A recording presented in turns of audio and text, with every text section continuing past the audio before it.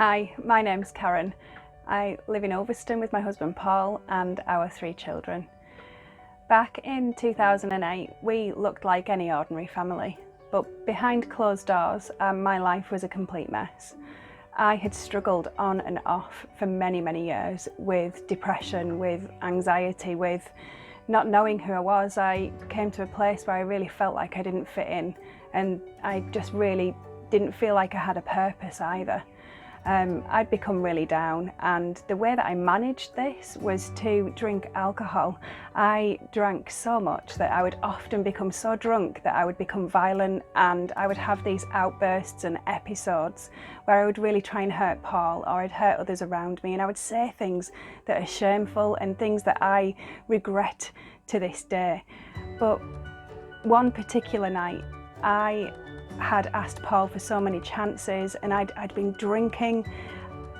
I'd sobered up this night, and I really felt like there was no other way for me to continue the mess that I was living in. I was so disappointed. I was so disappointed and so desperate to not feel the way I felt anymore.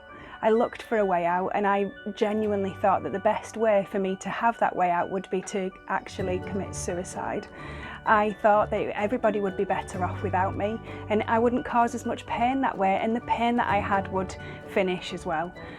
I suddenly got a thought that what if everything that people have said about God was actually true? What if God really is love? What if there is a new life that I could have? What if He knows everything about me? Because I'd become an atheist. I couldn't believe that a good God would allow me to have so much pain. But I decided to write a letter, and it began as this sarcastic letter to God saying, you know, if God was going to help me, then why didn't He come by now? If bad things happen to good people, how can you be real? But eventually, as the time went on, this letter turned into a confession. This letter turned into me pleading for help from God. I sealed the letter up, and I thought it'll be good for a priest. A priest will be able to help me. Please, somebody help me. And I put it up on a shelf at home. And actually, I thought, you know, one day I'll have the courage to send that letter to someone. And I never did. I never had the courage to send that letter. I actually was so embarrassed of the things that I'd written in there that I actually burnt it.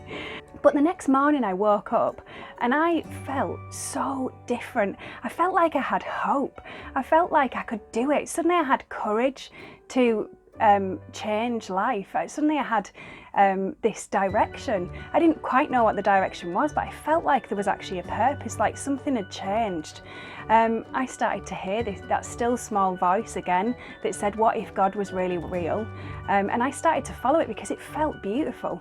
That still small voice, it led me to my husband, and I begged him for yet another chance.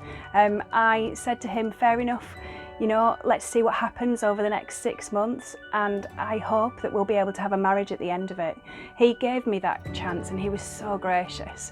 Over the coming weeks, that still small voice led me to AA meetings. So I went to AA meetings. I went to 6 AA meetings a week, and during that time I would see these little placards at AA that say, let go and let God. And people would talk about a higher power. If there is a higher power, and there is, His name's Jesus, and He is the one that we're supposed to live for. He's the one that has come and saved me. I couldn't call Him a higher power anymore. It didn't feel right. I'd had this remarkable change. I had this zest for life that I just didn't have in the early hours of the 3rd of October of 2008. Suddenly, a couple of weeks later, God was speaking to me in this still small voice in my thoughts, and these miraculous things would happen. Like I would just feel to go to a particular place, and somebody I knew that was so encouraging, and they were very often Christians. I didn't want to be a Christian. I didn't want to be one of those people that dresses in floral dresses and wears 1950s clothes and kind of tells you that you've been naughty and you shouldn't do that, and how dare you speak that way, or how dare you think that thing. But eventually I came to a place where God led me into Emmanuel Christian Centre, my now home church. I was greeted with the most loving people I'd ever met. I couldn't believe, I thought it was a joke. I actually thought that they were all crackers because they were so happy. I'd never met such a huge group of people that genuinely had joy. God's done a real work in my life. He has now become my number one love, and I follow him wherever he'll take me. The still small voice has led me, he's guided me, he's given me a way through every storm. Storms still come, life still happens, terrible things occur in and around us, but I now have this peace, and I now have a way maker through every storm. My encouragement to you is that you would open up your heart, you would open up your life to Jesus Christ, that you would seek him, because if you do, you'll find him. And I hope that you have the peace that he's given me. I hope that you would investigate the God who is love, not the God that we've presumed over many years he is. He's not a horrible God. He's a wonderful, kind, loving Father, and I encourage you to seek him. Thank you.